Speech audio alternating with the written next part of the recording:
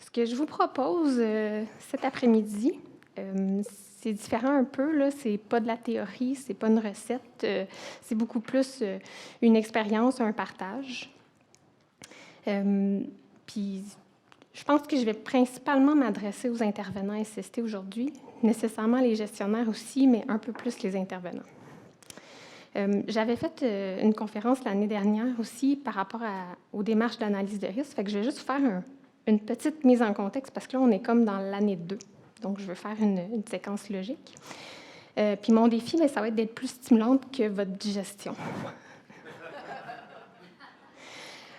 Donc, le groupe Souci, c'est principalement un fabricant de systèmes de chenilles. Donc, on offre dans 4 secteurs d'activité.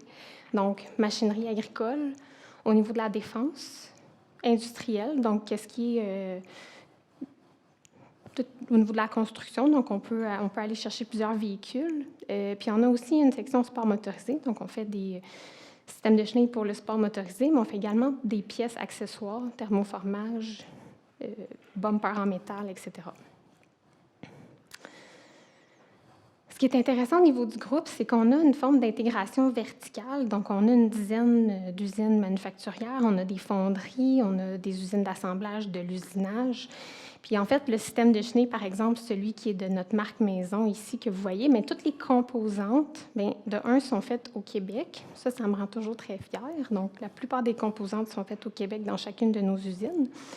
Puis, ils sont assemblés ensemble après à la dernière usine, donc à l'usine qui s'appelle Souci Système de chenilles. Donc, c'est nous qui se charge de recevoir toutes les composantes et ensuite de shipper aux clients.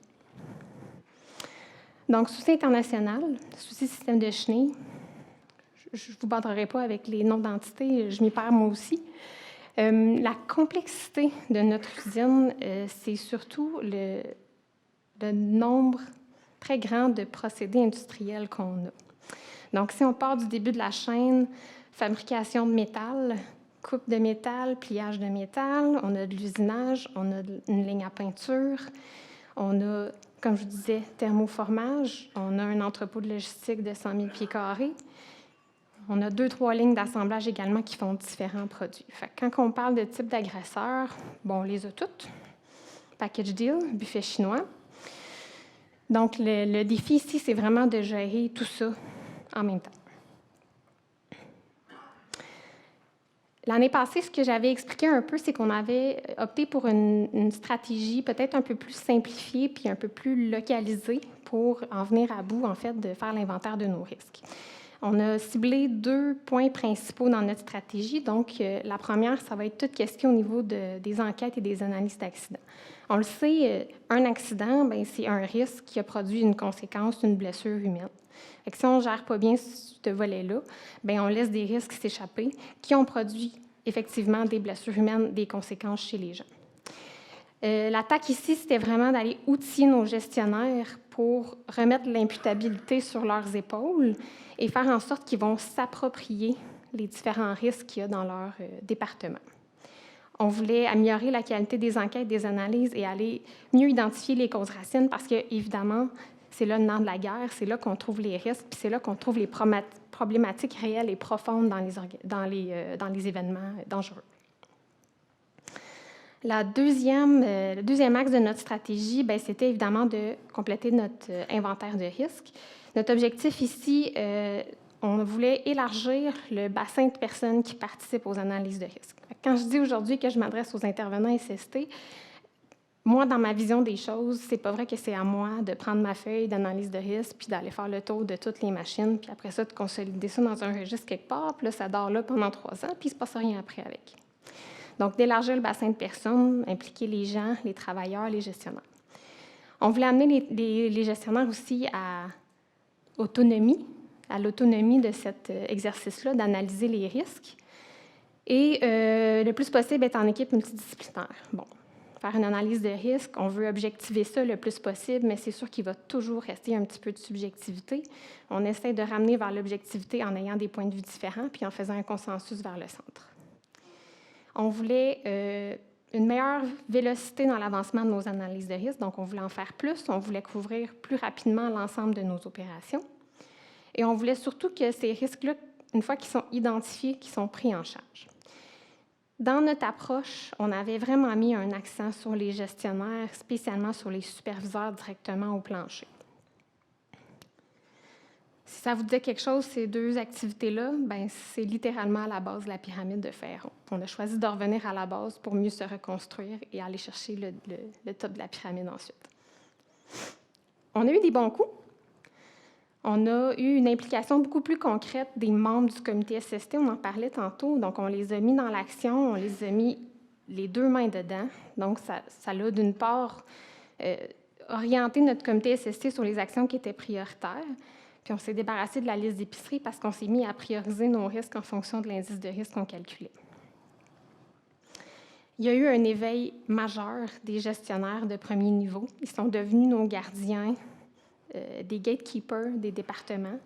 Ils ont très bien compris que les risques leur appartenaient maintenant, puis qu'ils devaient prendre action quand il y avait des choses qui n'étaient pas à la hauteur de leur satisfaction. Nouvelles méthodes, nouvelles jigs, nouvelles pièces qui rentrent. Si on voyait des éléments dangereux, on levait la main. On a aussi un bon coup, mais un revers qu'on n'avait pas anticipé, mais c'est toute une bonne chose, là, c'est qu'en fait, nos travailleurs qui ont été impliqués, ils sont devenus d'autant plus exigeants. Rencontre annuelle, ouais, quand est-ce que je vais avoir ma jig, là? Ma pièce est lourde, là. Moi, je suis tannée de lever cette affaire-là, là. Ça pèse 47 livres, là, je suis tannée. Ouais, vous nous avez dit que vous alliez faire telle affaire, la machine n'est pas sécurisée, comment ça se fait que ce n'est pas fait encore? Fait que nos employés sont devenus aussi partie prenante de ça, puis ils nous ont mis de la pression. Fait qu'on a de la pression par en haut, on avait de la pression par en dessous aussi. Évidemment, une stratégie de rebâtir à partir de la fondation. On a eu des bons coups, mais on a aussi tiré des leçons de cette stratégie-là. Avec la complexité de l'usine qu'on a, comme j'expliquais un petit peu tantôt, il y a eu des efforts vraiment inégaux à faire dans les différents départements. La ligne à peinture elle couvrait beaucoup plus d'enjeux différents, de risques différents comparativement à une petite cellule de thermoformage. Fait que nos superviseurs ont été plus ou moins recrutés dans ces activités-là, puis certains, ça a pris beaucoup plus de temps que d'autres. Ce qui fait qu'aujourd'hui, le résultat de ça, c'est qu'on a des superviseurs qui sont excellents, puis on en a qui sont « Ouais, je ne suis pas sûre, j'aurai encore besoin de votre aide pour faire des analyses de risque. » Fait que ça a amené des niveaux différents au niveau de notre équipe de gestionnaires. Vu qu'on a mis un accent très, très fort sur les gestionnaires premier plancher, parce que c'est devenu nos gardiens, comme je vous disais, il y a eu une déresponsabilisation de l'équipe de génie industriel, génie manufacturier, tous ceux qui introduisent des équipements. Puis dans certaines équipes, ça l'a même amené une résistance à contribuer. Ah, vous l'avez fait avant sans nous, pourquoi là, on devrait s'impliquer là-dedans? Donc, ça l'a amené des revers aussi. On a malheureusement, dans cette stratégie-là, eu une très faible prise en charge des risques ergonomiques. Donc, en attaquant en priorité les machines puis les risques à potentiel de gravité plus élevé, ça l'a malheureusement... C'est un choix conscient qu'on a fait, mais on voulait quand même le noter. Fait que ça a fait qu'on a mis de côté la gestion des risques ergonomiques. L'acharnement sur un plan de rattrapage a échoué. Ça, ce que ça veut dire, c'est que nous, quand on s'est assis et qu'on a dit « voici la stratégie, on part, on fait notre inventaire de risques », on avait toutes nos usines avec nos 10 départements à repasser. Puis là, ça a créé des enjeux parce que les gens ils se disaient « ouais, mais moi, je suis en train de travailler sur le produit qui est rendu dans le département B, puis tu me demandes de revenir faire mes analyses de risque dans le département A. » Leur focus, il n'est plus là. Fait que de se dire, on va rattraper, puis on va passer A, B, C, puis on va le refaire dans l'ordre comme ça n'a pas fonctionné. Nos gens, ils n'ont pas adhéré. Puis avec du recul, c'est totalement logique. La priorité est rendue B. Fait qu'on aurait dû prendre des opportunités où est-ce que ces gens-là ils étaient rendus plutôt que de les ramener à... On voulait tellement tout couvrir qu'on s'est dit, on va le faire comme ça. Puis bon, les revers de tout ça, finalement, c'est que ça n'a pas fonctionné de tomber au début de la chaîne. Donc ça, c'était un petit peu les bons coups, les leçons qu'on a retirées de notre stratégie. Puis, oui, j'ai oublié de le dire tantôt, mais si vous avez des questions à travers, parce que je pense que ça pourrait arriver, s'il vous plaît, n'hésitez pas à les poser. Ça va être plus facile de vous répondre quand on va être directement dedans. Donc, plan stratégique 22-23. Donc, maintenant, on continue sur le continuum du temps. Le contexte organisationnel actuellement dans notre compagnie, 22-23, là, on arrive à la fin de notre année fiscale. On est en croissance. On a une augmentation de nos ventes, on a des nouveaux contrats.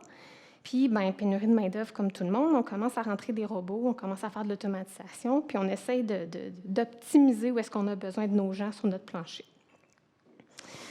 On est en train de diversifier nos produits. Donc, système de chenilles, ça va sur plusieurs véhicules. On commence à avoir des nouveaux joueurs qui rentrent dans l'équation. Donc, on fait des nouveaux produits, on conçoit des nouvelles affaires. Donc là, on a une multiplication des produits qu'on fait sur le même pied carré. Ça, je suis sûre que tout le monde comprend ça ici. Les produits sont de plus en plus complexes parce qu'on évolue en même temps que la technologie et puis tout ce qui nous entoure. Mais on a les mêmes postes, des nouvelles méthodes. On a des contraintes assez spéciales pour arriver à faire tout ça. Puis au niveau de la gestion du changement, quand on a un nouveau produit qui rentre dans notre usine, là, mettons qu'on a 10 procédés, ce nouveau produit-là, il va créer des changements 10 fois. Fait que ça décuple encore plus, puis ça grossit encore plus le changement, puis souvent, ça fait monter la montagne des gens qui se disent « Ah, il faut que je fasse l'analyse de risque de mon produit, mais il faut que je le fasse dans 10 départements différents. » Là, j'exagère un petit peu parce que souvent, on a des méthodes qu'on maîtrise déjà, mais c'est quand même comme ça qu'on le voit. Il y a un nouveau produit qui rentre, il faut qu'il fasse 10 stations, il faut que je fasse mon analyse de risque aux 10 stations pour être sûr de capter tous les risques. Donc, ça touche à l'ensemble des départements, à l'ensemble de nos travailleurs, à chaque fois qu'il y a un nouveau produit. Puis ça arrive tant qu'à faire, on va en faire 2 en même temps. Fait qu'il y a ce contexte-là qui représente notre année présentement. Je me suis demandé, là, on a eu un éveil des gestionnaires premier niveau, on a les travailleurs qui sont engagés, qui ne se gênent pas pour nous dire quand il y a des affaires qui font pas de sens pour eux. Fait que je me suis demandé comment est-ce que j'entraîne mon comité de gestion là-dedans.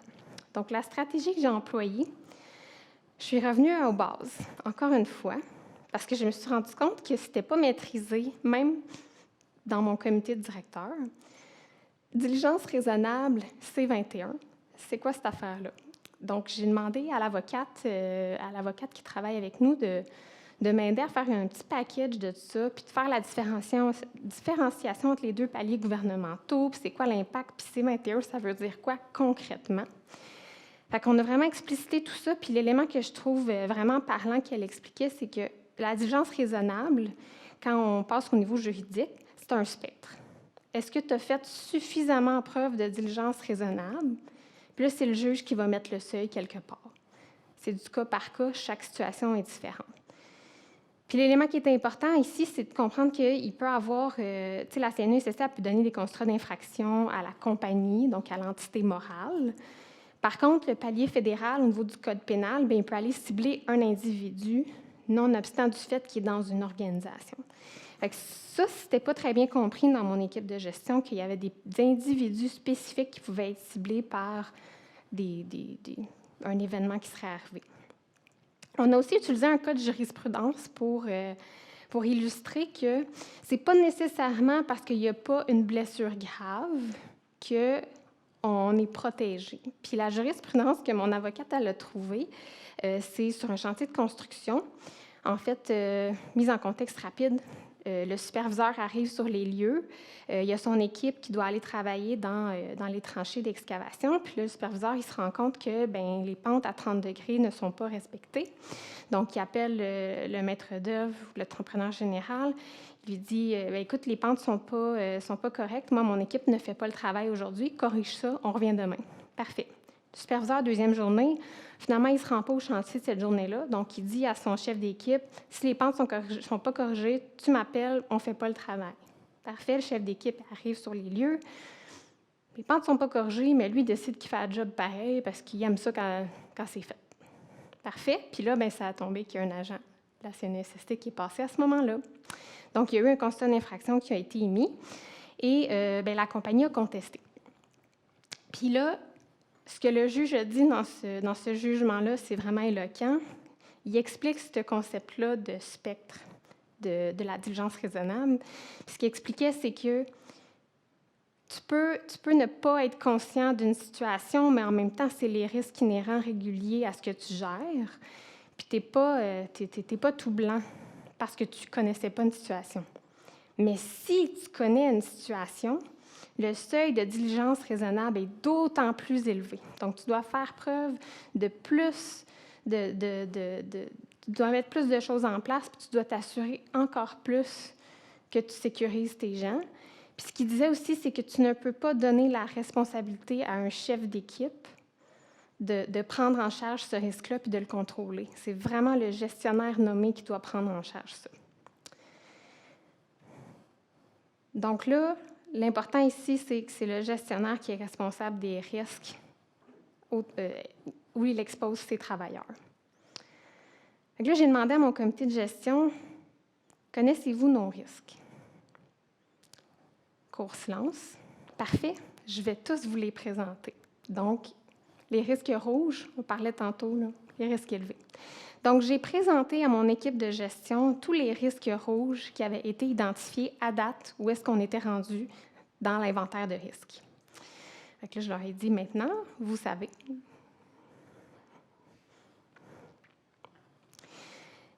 On parlait de panique avec Marc-André Ferron, c'est ça qui s'est passé à ce moment-là. Puis, je vais vous donner un exemple super concret, parce que c'est super parlant. Puis, il y a un de nos risques rouges que j'avais présenté, c'était une presse. En fait, la presse était protégée latéralement en arrière, mais pas devant. Là. C'est une vieille presse que la manette est là, on se met à côté, puis là, on attend que ça passe. Puis bon, un peu classique des shops un petit peu plus vieilles. Fait que là, c'est un exemple concret, c'est plus facile pour eux de comprendre. Fait que là, mais là, cette presse-là, comment ça n'est pas sécurisée? Ça fait combien de temps qu'elle est rouge? Pourquoi on n'a rien fait? C'est quoi la mesure temporaire? Oh, OK, là, il s'est passé quelque chose.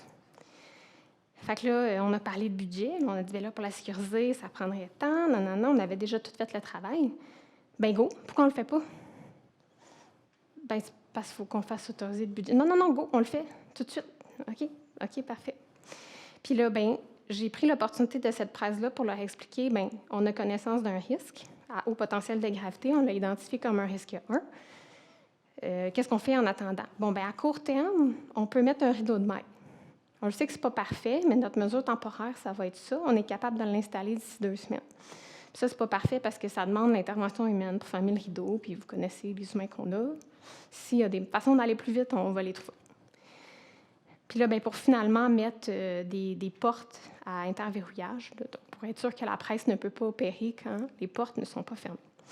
On a utilisé cet exemple-là vraiment pour clarifier comment on peut réduire un risque avec notre équipe de gestion. Puis là, c'est facile, c'est du pressage, c'est une machine. Il y a des risques qui sont beaucoup moins évidents que ça. Ça, c'est comment on a éveillé le comité de gestion. Dans le contexte qu'on a aussi, pour continuer notre processus d'analyse de risque, compléter notre inventaire, on a eu des avancées, des reculés, de nouveaux produits qui rentrent. Bon, le plus difficile, c'est toujours de capturer les nouveaux risques. À ce moment-là, on était à 85 % de toutes nos machines qui avaient été analysées. Par contre, on n'était pas très, très bon au niveau des tâches. Ce qui se passait aussi, ce qu'on rapportait au comité de gestion, c'est, éliminer les risques rouges. On en avait 23, on fait une nouvelle analyse de risque, on fait plus 4, on en corrige 1, ça fait moins 2, plus 1. Vous voyez un petit peu l'agent de parade.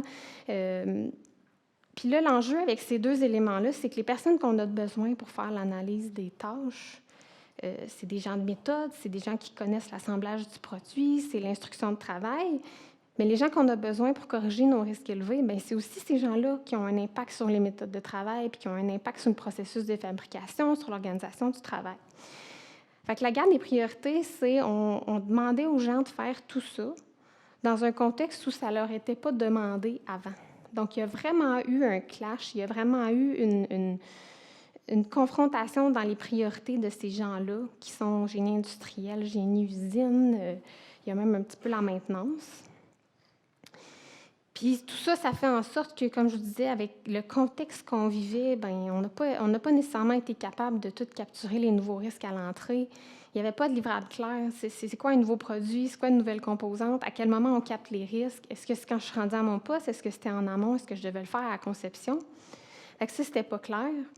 Pas de processus d'approbation. Fait que nous, ce qu'on voulait symboliquement, c'est que la journée que c'est rendu sa prod, bien, le superviseur, il fait...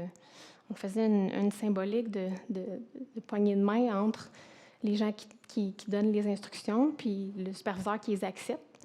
Mais ça, on n'a pas ça encore. Là. Les pièces, ils rentrent. Des fois, le superviseur, OK, j'ai une nouvelle jig dans mon département.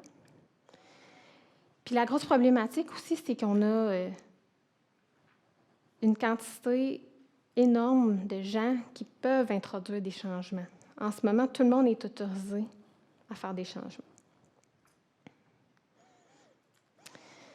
Après l'éveil du comité de gestion, il y a eu une certaine mobilisation qui s'est créée nécessairement. Concrètement, comment ça a déboulé tout ça? Le comité de gestion s'est mis à mettre des objectifs clairs. Donc, chez Souci Système de Chenille, on veut identifier nos risques, puis on veut éliminer les risques rouges qu'on trouve. Ils se sont donnés comme mandat on a une tribune qui s'appelle la gouvernance qui a lieu une fois par semaine, puis les projets, tous les nouveaux projets, les nouveaux produits, les changements doivent passer par cette gouvernance-là. Puis l'équipe de gestion s'est engagée à demander un livrable d'analyse de risque pour chacun des projets où c'était nécessaire de faire une révision des risques. Puis on a aussi ajouté un élément santé-sécurité dans le programme de gestion de la performance. Fait que tous les employés qui relevaient du directeur des opérations avaient un objectif santé-sécurité, donc ils devaient contribuer à notre stratégie d'identification et d'élimination des risques. Les agents de changement, donc ceux qui populent des nouveaux risques, qui amènent des nouveaux produits, ce qui s'est passé suite à l'éveil du comité de gestion, puis évidemment, ce que ça déboule, c'est qu'on en parle, on grandit tout ça. Il y a certains individus dans les équipes qui sont venus vers nous, qui nous ont fait des demandes, puis qui nous ont dit moi, je rentre ça la semaine prochaine, il faut faire ce nouveau produit-là. Je pense qu'il y a des risques. Pouvez-vous m'aider? Fait qu'on s'est mis à faire un peu des coachings individuels avec ces individus-là, qui ne s'étaient pas demandé dans leur tâche de faire l'analyse de risque, mais qu'eux, il y avait une valeur profonde de sécuriser les gens. Fait que ce qu'on a fait pour aider ces gens-là, on a stabilisé un processus de c'est quoi une nouveauté, c'est quoi, on a encadré ça, c'est quoi une nouveauté. Quand tu rentres tel type de pièce, est-ce qu'on considère ça comme une nouveauté? Est-ce que ça modifie suffisamment les tâches de travail pour dire on refait l'analyse de risque? Oui, non, des petites questions simples.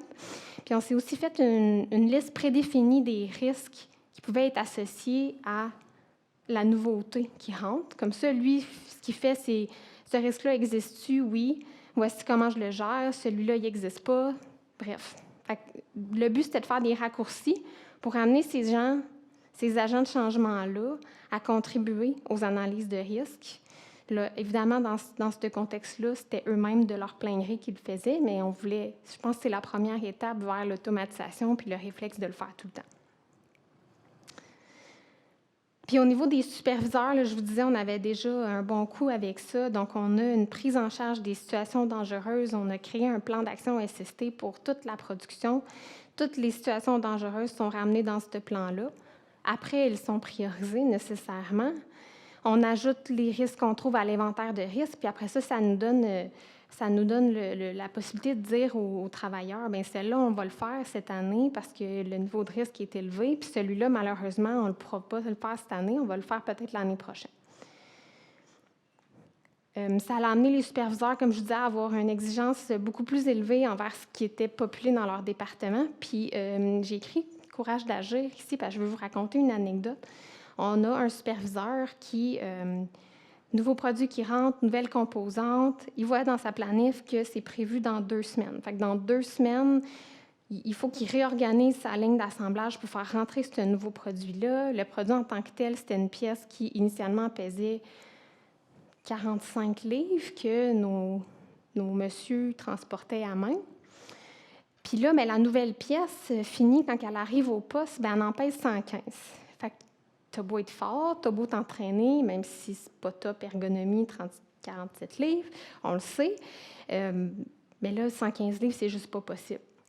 Fait que lui, il a dit, écoutez, moi, j'ai cette production-là prévue dans 2 semaines. Si je n'ai pas mes outils la semaine prochaine, je ne produis pas la nouvelle composante. Fait que quand je dis courage d'agir, c'est qu'on a réussi à amener nos superviseurs à venir prendre des calls comme ça. Il dit, moi, je suis organisée, j'ai ma main-d'œuvre, ma planification est bonne, j'ai mes pièces, j'ai pas mes outils SST, si j'ai pas ça, je produis pas. Fait que ça, moi, ça, c'était un gros win pour moi.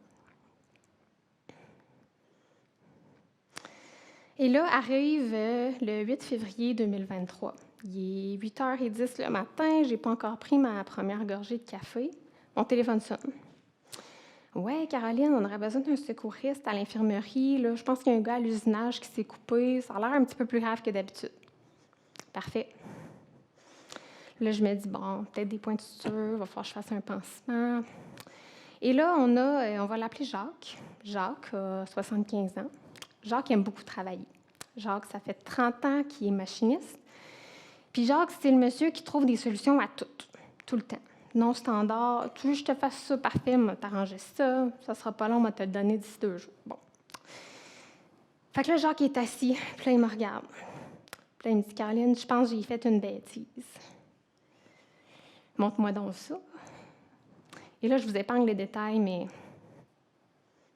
il manquait des morceaux. Plusieurs morceaux. Bon. Qu'est-ce qui s'est passé? Jacques, il travaille sur une fraiseuse. Il voulait surfacer un morceau de plastique. Puis ce qui arrive avec le plastique, c'est que souvent, ça fait des petits filaments. Puis Jacques, il n'aime pas ça se salir les mains, fait que Jacques, il porte des gants. Puis là, il a juste voulu tasser les filaments sans arrêter la machine, parce que ça va plus vite comme ça. Fait que je m'excuse pour ceux qui ont des images, c'était pas ça mon intention, mais il est arrivé ce qui est arrivé. Fait que on a fait l'enquête. Bon, la dite machine. On a fait l'enquête. Comme vous voyez, on a des gardes protecteurs sur notre équipement. Après compréhension, on a fini par voir que Jacques s'était fait un outil maison là, avec une petite dent pour venir gratter. La machine était au maximum de la vitesse, 1400 tours minute. Puis c'est un gros moteur qu'il y a là-dedans. Puis là, on est arrivé, on a creusé les causes fondamentales. Puis là, j'ai envie de vous faire réfléchir avec moi. Donc, voici les causes probables qu'on a identifiées. Puis j'aimerais ça vous entendre, selon vous, c'est quoi les réelles causes racines de cet événement-là?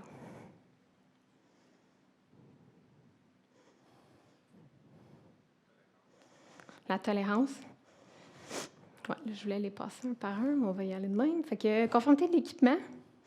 En fait, on a fait l'analyse de la conformité, puis il n'y avait pas d'enjeu avec la fonction de la machine. Là, pour être vraiment transparente avec vous, le bouton d'urgence, il manquait un rond jaune. Okay? C'est à peu près ça qu'il y avait comme non-conformité sur l'équipement. Fait que ça, c'était correct de ce côté-là. Évidemment, je ne vous cacherai pas, la CNESST, elle est passée nous voir après cet événement-là, puis ils nous ont demandé de produire une procédure de travail pour l'utilisation de la machine. Donc, on a fait ça, fait qu'on l'a considéré dans nos actions à prendre de toute façon. On a analysé que ce n'est pas le travail non standard qui était problématique parce qu'il faut en faire du travail non standard. Vous avez sûrement tous à en faire du travail non standard. Fait que ça ne sera pas ça la cause. En fait, il faut la gérer, l'activité non standard. Puis effectivement, on a analysé que le port des gants, c'était pas nécessairement la problématique profonde, mais qu'on tolère que Jacques porte des gants, c'était ça la problématique. Donc, notre angle mort, c'était, tous en cœur, la tolérance. Donc, notre devoir d'autorité, on ne l'a pas fait sur celui-là. Je me rappelle aussi, j'avais la directrice générale qui, quelques heures après l'événement, qui est venue me voir. On était dans un bureau avec le directeur des opérations. Puis là, je m'adresse à vous, les intervenants SST. Tu sais, les fois où tu as le goût de dire « je vous l'avais dit »,« je vous l'avais dit »,« je vous l'avais dit ». Cette journée-là, je n'avais vraiment pas envie de le dire. Puis c'est ma DG qui me l'a dit. « Tu me l'avais dit. » Tu me l'avais dit. Puis là, je comprends un peu mieux quand tu me disais une culture de tolérance, je comprends un peu mieux c'est quoi.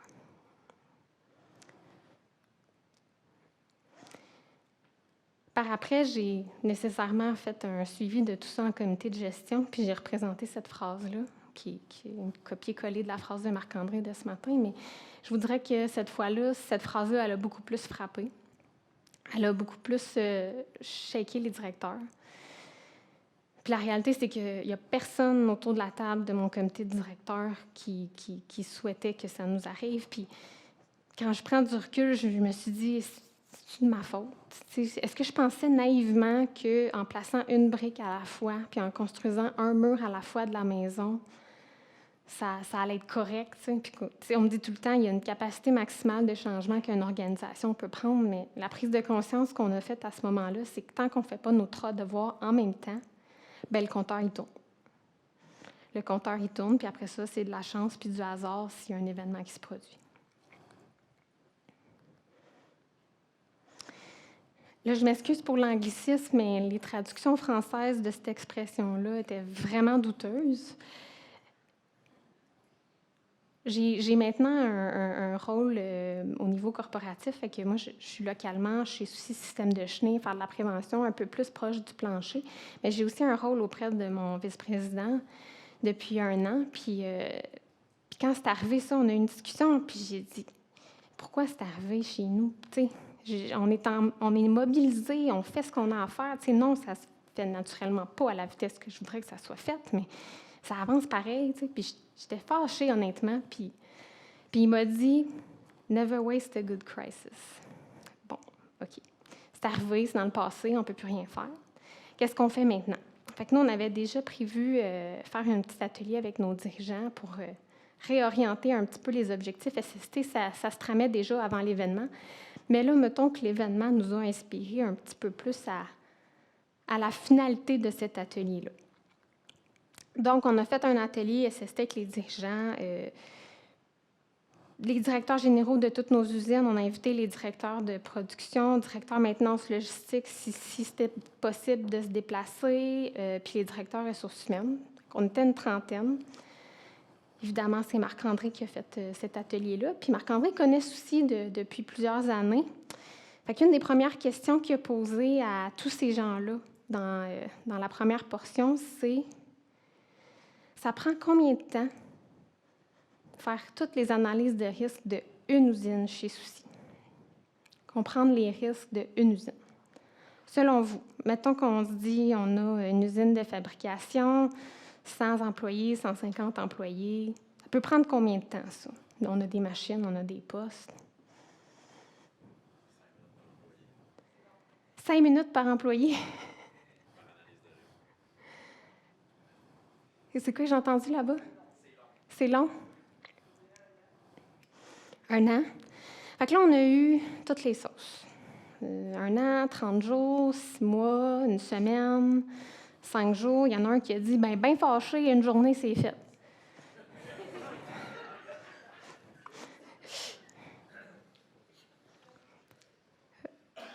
Fait que là, Marc-André, ceux qui le connaissent un peu plus, sait être assez cru.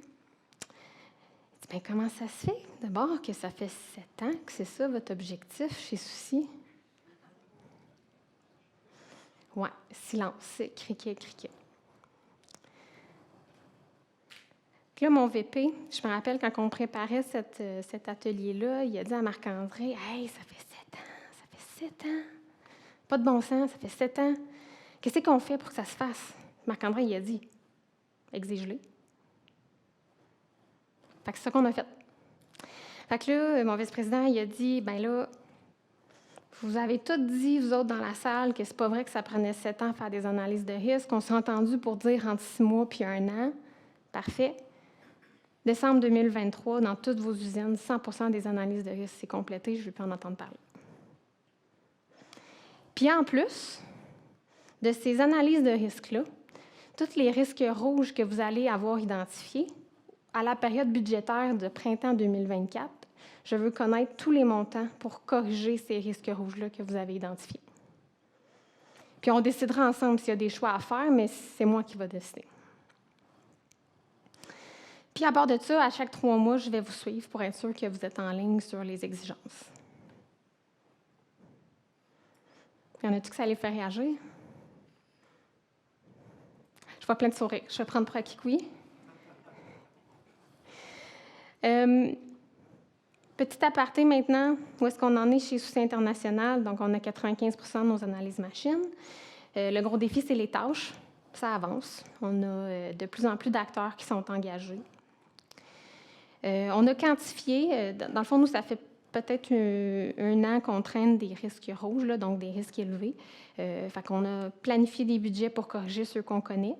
Puis on va faire la même chose l'année prochaine pour les nouveaux qui vont ressortir. On pense qu'il y a moins de chances qu'il y ait des rouges qui ressortent dans la prochaine année qui ne seront pas de nature ergonomique, parce qu'on a pas mal déjà fait l'ensemble de nos machines, mais ça va être le prochain défi, honnêtement. Puis au niveau de la gestion du changement, on a pris la décision de ne pas créer de processus de gestion du changement SST, parce que ça met la responsabilité sur la personne en SST. Mais on a plutôt pris la décision de mettre le processus de gestion du changement dans les mains de notre management, puis d'y imbriquer des gates SST, des livrables SST, qui ne sont pas encore définis, en toute honnêteté, mais nous, on va aller s'insérer dans les processus de développement de produits, puis les processus de mise en production qui incluent l'achat de machinerie, qui incluent les méthodes de travail, qui incluent les dessins, les design reviews, tout ça. Fait qu'au lieu de créer un process complètement à côté, on va aller s'imbriquer dans celui qui existe déjà, puis on va ajouter des exigences. On veut aussi que ce soit clair que les agents qui provoquent des changements dans l'organisation qui sont imputables des risques qui vont populer sur le plancher. Donc, si l'analyse de risque n'est pas faite au moment où tu introduis, bien, tu prends une pause, tu reviens, tu fais ton analyse de risque, puis si on est satisfait du niveau de risque qui reste, on va le laisser comme ça, mais on va l'avoir documenté. Moi, je dis souvent aux gens, je ne sais pas si c'est comme ça dans vos milieux aussi, mais j'entends souvent la SST, ça coûte cher, puis ça fait juste nous mettre des bâtons dans les roues. Puis récemment, j'ai dit aux gens, écoutez-moi, là, je suis la personne qui doit vulgariser c'est quoi les règlements puis c'est quoi les lois, pour que s'il arrive quelque chose, on met en place tout ce qu'il faut pour faire preuve de diligence raisonnable. Fait que moi, dans le fond, je suis comme votre avocat, là. Moi, dans le fond, je m'assure que vous ne serez pas déclaré coupable parce que vous avez tout avoir fait ce que vous aviez à faire. Puis malgré qu'il y a eu un événement qui s'est produit, bien, on avait tout mis en place pour éviter que ça se produise. Obligation de moyens, pas de résultat. Et voilà, à élaborer les attentes versus le changement. Il y a 2 choses que je veux que vous reteniez aujourd'hui, que j'aimerais que vous reteniez. Ce n'est pas une obligation, je ne vous donne pas d'ordre. La première, c'est de ne pas sous-estimer les impacts de la tolérance. Puis dans ce que je vous raconte aujourd'hui, il y a 2 niveaux. Le premier, je pense qu'il est clair pour vous, c'est évidemment la tolérance d'un comportement qui est non attendu. Et le deuxième, c'est, mon VP me disait, tu sais, on a toléré pendant 7 ans chez Souci que les analyses de risque ne se faisaient pas, puis qu'on reconduisait l'objectif année après année. Puis il m'a dit, ça me fait me prendre compte, je réalise que c'est ma job à moi, c'est mon devoir d'autorité à moi, de donner des exigences à mon groupe de DG, puis de placer l'imputabilité sur leurs épaules. La deuxième chose que j'aimerais que vous reteniez, c'est qu'un réel engagement de la direction, ça ne se traduira pas par jamais d'autre chose que des exigences. Puis là où je pense que vous, intervenants SST, vous avez votre rôle à jouer, c'est d'amener la direction à nommer ces exigences-là, puis à les stabiliser. Je vous ai laissé mes coordonnées si vous voulez qu'on jase. Et voilà.